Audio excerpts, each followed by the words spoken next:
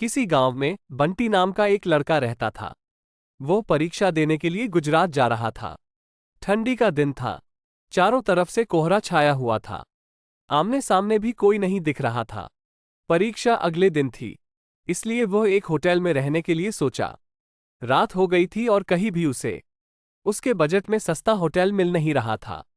काफी ढूंढने के बाद उसे एक सस्ता होटल मिला।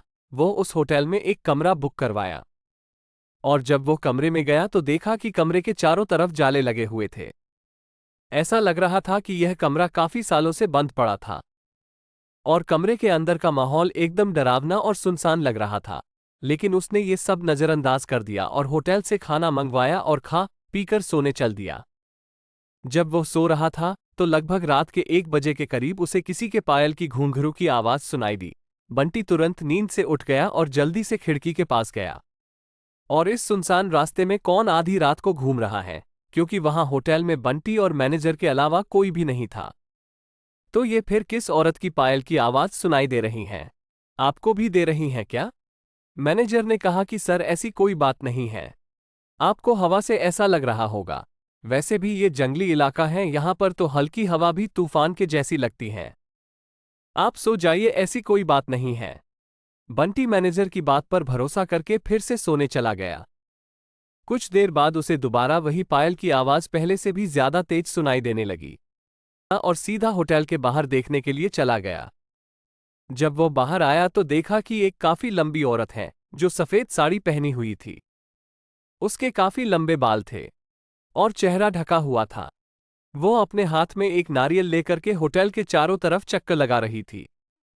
ऐसा लग रहा था कि मानो अपने पायल की आवाज से किसी को बुला रही हैं।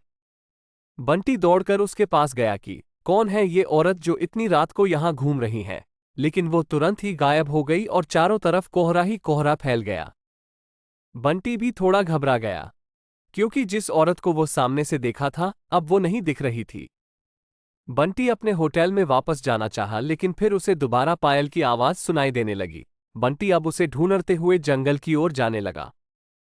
चलते चलते वो अपने होटल से इतनी दूर आ गया उसे पता ही नहीं चला। फिर उसने उस घने जंगल में कुछ ऐसा देखा कि उसका दिल दहल गया। उसने देखा कि उस औरत ने एक पीपल के पेड़ के नीचे 5-6 लाश रखी थी और बारी बारी से एक एक को नोच नोच कर खा रही थी। उसका मुंह खून से लथपथ था और चेहरा भी एकदम डरावना था। बंटी जब ये सब देखा तो उसके पांव तले जमीन खिसक गई। ये सब नजारा देखते ही उसे डर के साथ साथ रोना भी आने लगा कि वो चुड़ैल अब मुझे भी मार देगी, क्योंकि अपने पायल के आवाज से यहां तक तो मुझे लेकर आई है। लेकिन उसने हिम्मत से काम लिया और हनुमान चालीसा पढ़ते पढ़ते धीरे से वहां से भाग गया ताकि भूत उसे देख ना ले, लेकिन भूत तो भूत होते हैं। बंटी जैसे ही वहां से भागने की कोशिश किया, वो चुड़ैल अचानक उसके सामने आ गई और उसे इशारों से अपने अड्डे पर ले जाने लगी जहां पर उसने लाशें रखी थी। बंटी हनुमान जी जाप करके इतनी तेजी से वहां से भागा कि मानो जैसे उसके अंदर किसी की शक्ति आ गई हो। भागते भागते सीधा वो अपने होटल वापस आ गया। वहां थोड़ी देर रुका तो उसे एक आदमी दिखाई दिया। उसे देखकर ऐसा लग रहा था कि ये अच्छा आदमी है। वो बंटी के पास आकर बोला, अरे भाई क्या हुआ तुम्हें, इतना डरे हुए क्यों हो?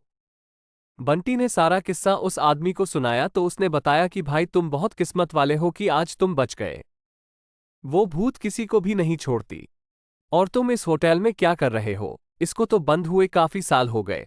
बंटी जब उस आदमी का इतना बात सुना तो उसका डर कर मारे पसीने निकले लगे। फिर वो आदमी बताने लगा कि इस होटल में बहुत साल पहले एक लड़की के साथ 4-5 लड़के उसका भयानक तरीके से रेप करके मार दिए थे। लड़की तो मर गई लेकिन किसी को भी नहीं छोड़ी, और जो भी रात के समय में इस रास्ते से गुजरता है सबको अपने कब्जे में कर लेती हैं और मार देती हैं। और कुछ दिन बाद इस होटल पर पुलिस का छापा पड़ा, तब से ये होटल बंद है। बंटी जब उस आदमी की पूरी बातें सुना तो वो बहुत जोर जोर से रोने लगा, ये सोचकर कि आज मैं मर जाता। फिर वो आदमी बंटी को चुप कराया और बोला, चलो आज रात तुम मेरे घर रह लो, मेरा घर पास में ही है, डरो मत, अब मैं आ गया हूं ना। बंटी उस आदमी को धन्यवाद किया और उसके साथ उसके घर चला गया और अपने आप से एक वादा किया कि आज के बाद वो भूल कर भी कभी अनजान जगह पर नहीं जाऊंगा।